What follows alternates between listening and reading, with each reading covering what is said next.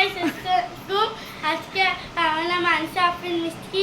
সবাইকে ঈদের শুভেচ্ছা জানালাম, ঈদ মোবারক।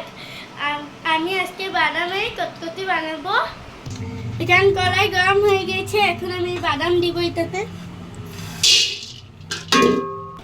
একটু পর পর আমি বাদামটা নাড়াচাড়া করতেছি।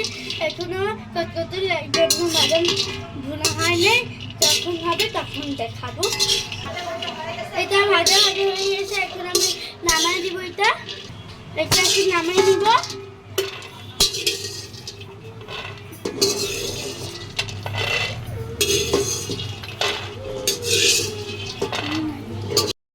সাহায্যে আমি এটা চুলটাকে ফুটিয়ে নিচ্ছি।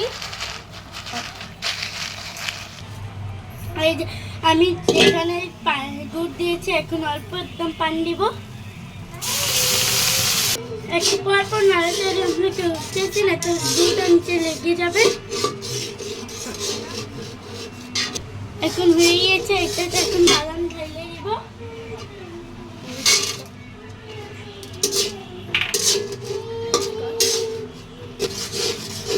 চটচটির জন্য এখন আমাদের ঘন হয়ে গেছে, এটা এখন আমরা নামায় ফেলবো।